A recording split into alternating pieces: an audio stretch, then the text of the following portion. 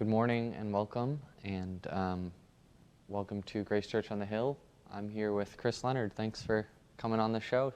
Thanks for having me. This is is it the fourth part in our series? Yeah. Fourth part of our Epiphany series, looking at reflections of the light, depictions of Jesus in the arts. And naturally, I thought of you, Chris, when this topic came up, because early on when I was watching the live stream back in the States, I noticed something different in the readings, having those paintings, well, I guess they aren't always paintings, spliced in as a kind of visio divina of something to meditate on as you hear. So I'd never seen that before. Would you tell me more about how that works and how you came up with it? Really, it was just out of necessity. You know, we wanted to be sure that there was no disruption of the services. And initially, Peter read all the readings, and we shot with a single camera, and it was fine, but we really wanted the parishioners to participate the way they normally do. We thought it would be a better way to connect or stay connected to the community if they continued to take part in the liturgy. Now, we couldn't do it because it was severe lockdown at that point. So we thought, well, we'll have them send their readings in, and we asked them to record just on their phones and email them in. It was pretty straightforward, but that left it kind of, you know, there was sound, but there was nothing to look at.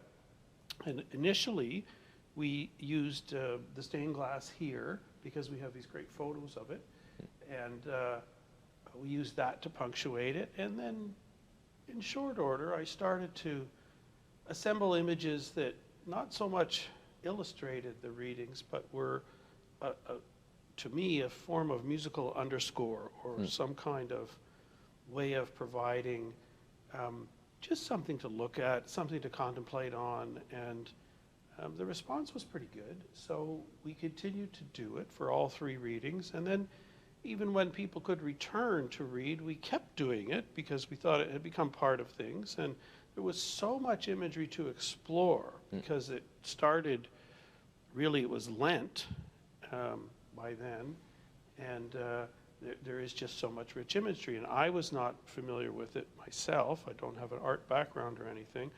I just immersed myself in it and started adding them. And as they presented themselves, I started to understand that there was a very rich history of the way Scripture is interpreted in art. So I started working from that standpoint, that I wanted to demonstrate all the ways that these stories had been interpreted throughout time artistically. So where there was a literal story, like clearing the temple, or there's something, a parable, or something that's very concrete, I could investigate different eras of art, the same theme. It'd be John the Baptist or the crucifixion, through Renaissance, through Baroque, through all different periods, and then through all different cultures. And what I learned was that there was such a range of interpretation of what this imagery meant. That in itself was something to explore. Now, where there wasn't a direct concrete story or a parable, I tended to use a little more abstract art, a little more modern art, things that kept the same feeling, or where the underlying text had a certain sound to it, or a certain language and certain feeling. I could try to capture that with those more esoteric types of art. And that's really how it evolved. And now we've done hundreds of them.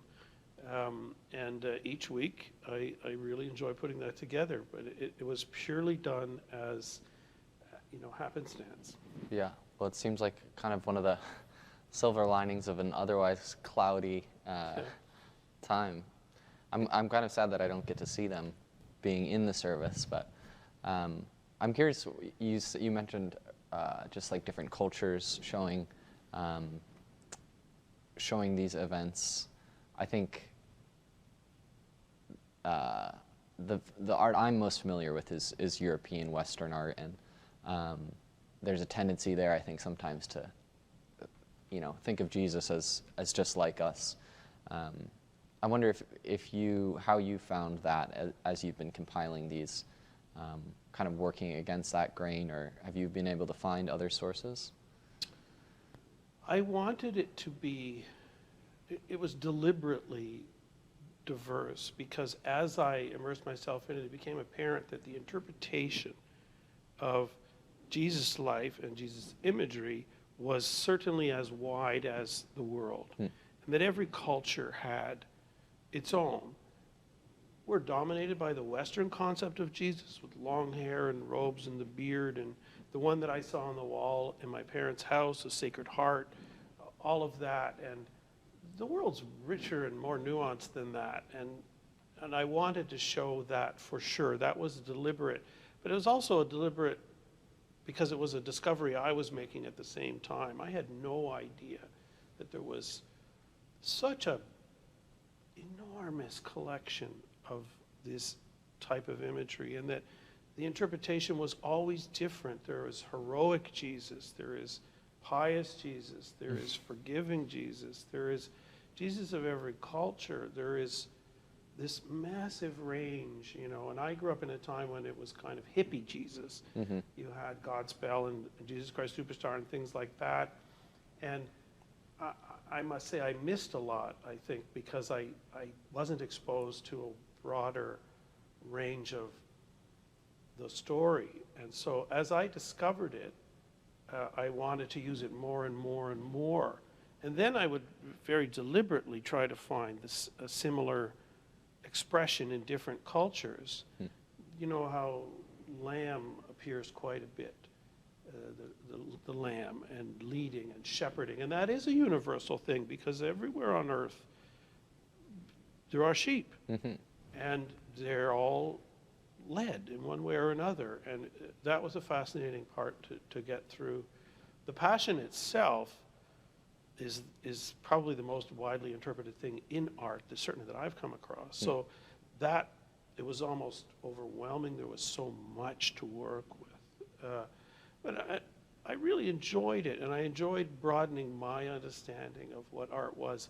I also was, the Western concept, the art that hangs in museums, the very literal art of the Renaissance and things, I was familiar with, but I was not familiar with these other cultures' interpretation of the Bible story or the Jesus story. Yeah. Well, now that we're in Epiphany, I guess this is sort of the last season before coming back into almost a whole year. Mm-hmm. What are some of the images that have stood out in this last season, or some artwork that's been interesting as you've been putting these last few weeks together?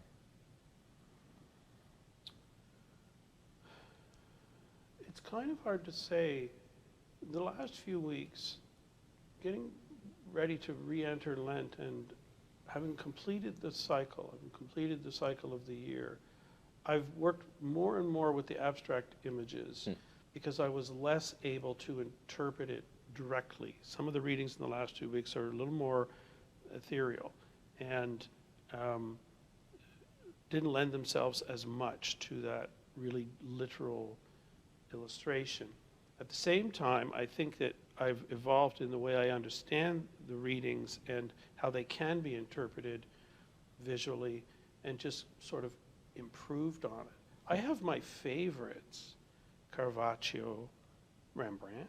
Mm-hmm. They generally do tend to be Western and older, but I think exploring the art of Africa, the Christian art of Africa, Asia, and the United States has been the most interesting part over the last few months, I guess I'd say, since the re-lockdown, since Advent, which is a wonderful story that is so illustrated that there's just so much great art to choose from, without even just going and getting Bethlehem and mangers and stuff. But the Epiphany time is very different, it's very thoughtful, and artists have been generous with those interpretations in a different way than the Western art illustrated the Bible story. Yeah. I, uh, I think that's interesting, just mentioning the Passion and Christmas as kind of these focal points where there's a lot more to draw from. It just makes me think that just of kind of like the rich folklore traditions associated with both those things, it seems like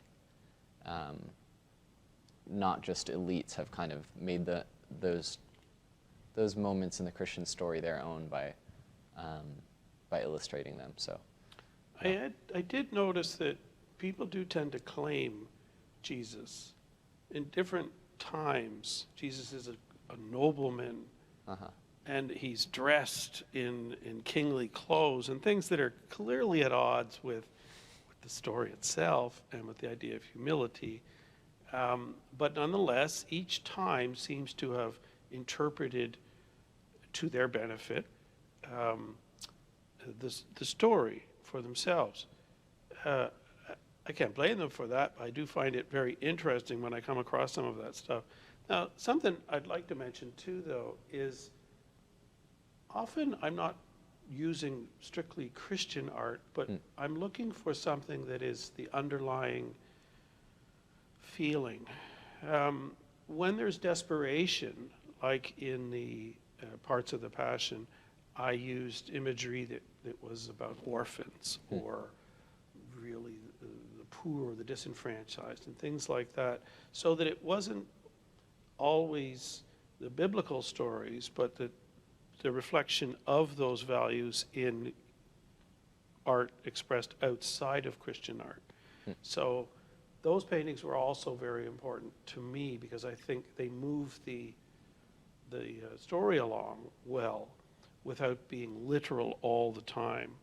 When we're deep in the Old Testament, it's hard to resist the art that already exists for that. But you can find parallels in modern art for those stories. There's Isaiah interpreted by every generation, and even this Sunday, today, we have Jeremiah, prophet, and he's still interpreted today just in different ways, sometimes with contemporary design. I don't do a ton of that, but I do put that in there. When you see something that appears to be modern or urban, it likely is a current interpretation of a prophetic story.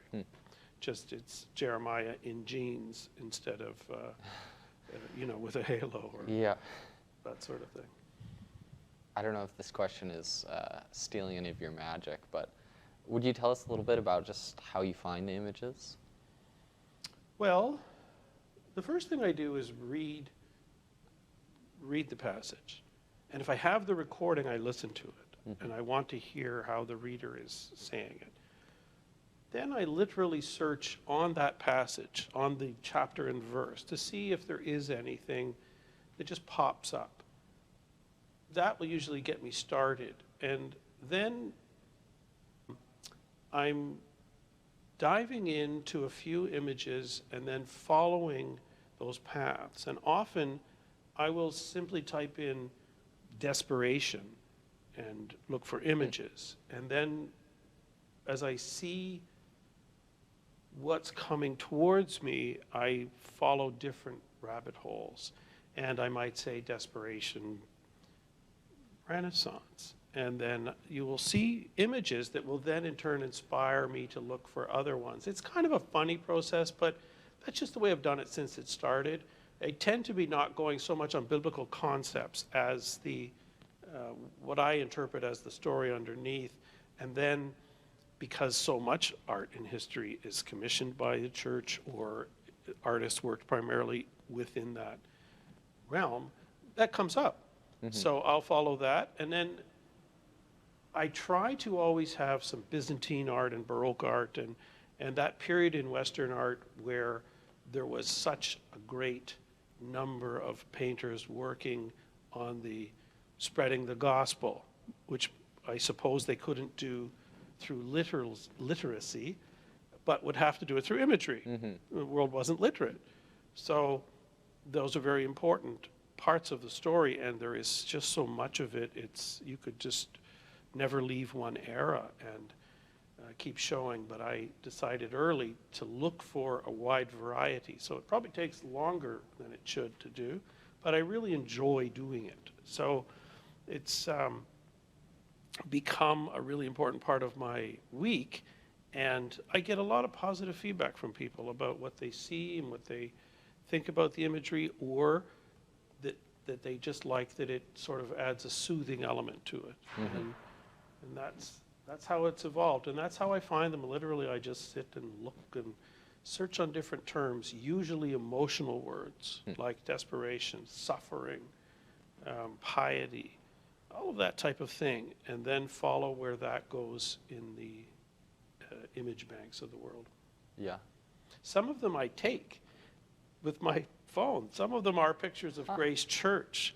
It's not often picked up, but there are times when I'll photograph something here and use it, or I'll use a piece of a window. Not that one, but I have used others in here, and then closed in on the picture and then changed it to make it more abstract. But there have been many that are actually pictures of this place. Really? Okay. Yeah.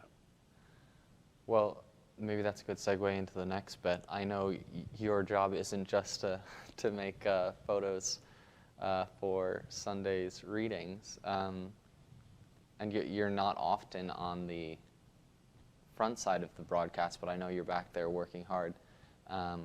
What else keeps you occupied? What's it been like for you this past year? It's certainly been the most unusual year in my 10 here, I guess 11 now. I've thought about this year a lot because we learned so much about being connected to a community. I think right from the very beginning of the pandemic, we understood that if we had something to offer, that was it.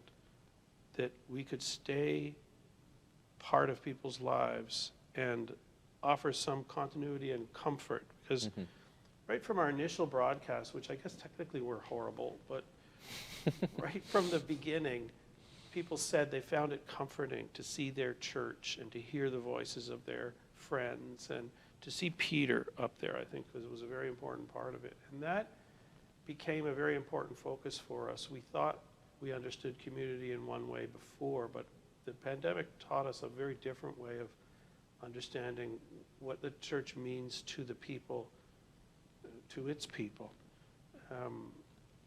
That was the biggest eye-opener of the year. Really, you can get caught up in the administrative details or the property concerns and things of that nature, but it really opened my eyes to what the community is. And the pandemic, horrible as it is, hasn't diminished the community's faith or love of their church.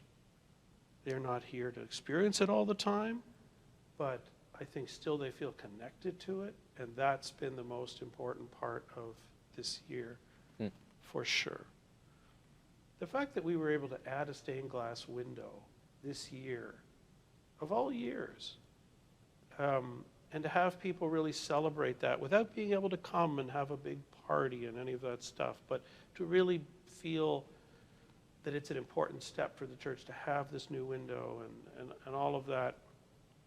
All of that has really opened my eyes to what a church can mean to its people, and that's been a positive part of this year, along with how much I've learned about art, and how much I've learned about reaching out to people that you can't necessarily see, or when you don't really see the impact you're having.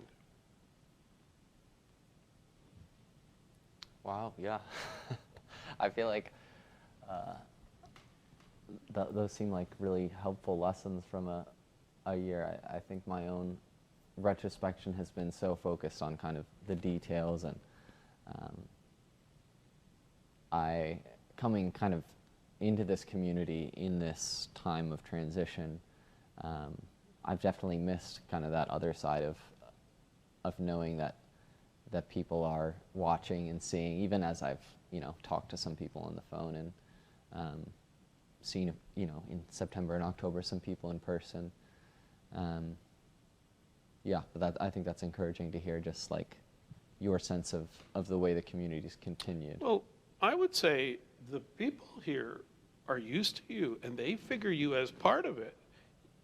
I know it would seem odd because you haven't been able to really meet with them and talk to them at coffee hour and things of that nature, but I'm sure they see it as Peter's up there, and Micah's up there, and Maria was up there, and now David's there, and Judy, and Susan, and Dean Stout, and all of these people are part of this community. And I don't know, I'm used to it now, but it's true of all the people here. You haven't met so many of these people. You may interact with them and whatnot, but you'll love it when you do meet them, because it is a wonderful group of people to go to Parish Hall when you leave the church instead of it's just dead silent. Yeah. That'll be great for you, I think, when it eases a bit and you can feel that community tight. Even though you can feel it, it's there. Or I always feel it when I'm looking at the screen and I know it's going out there and people are commenting on YouTube, and then they send notes or donations or whatever they're doing. You realize that they really are there and that you are doing something valuable, and that even with the place empty, it still means very much the same thing to the people. So we have this responsibility to keep that connection going, and I think Peter does that super well, and everyone here is doing their thing, and it really does continue to feel like a church. Yeah. Well, I feel like we owe an update after last Sunday's broadcast where Peter mentioned your injury at work. How are you healing? I feel okay. I banged my head in the crypt quite dramatically, and but it's healing nicely. Thank you. I'm happy. I'll have a scar, I guess. It's right there. But yeah, I can't really see it. It's okay. There it's it is. going pretty good. Yeah. I'm using aloe, cutting real aloe, and rubbing it on, and all that sort of stuff. And I feel okay. I feel okay. I feel stupid for having done it, but I was running a wire for yet another camera and all that kind of stuff, and I just didn't duck in time and hurt myself. But I'm back and I'm feeling pretty good. They don't tell you in seminary how dangerous church work is. You underestimate what a crazy thing it can be. Yeah. But, and you know, it's an old building, and under there it's very dark and dirt. I was under the sanctuary itself, and I'll try to watch what I'm doing a little more carefully. Well, I'm glad it's healing. Thanks for explaining some of those images. Maybe I'll go back and watch some of them now on YouTube myself, so I can get a better sense for what everyone's seeing in the readings as I'm looking at the stained glass. Okay, well, thanks for having me. Yeah. Join me next week for another installment, and God's peace to you until then.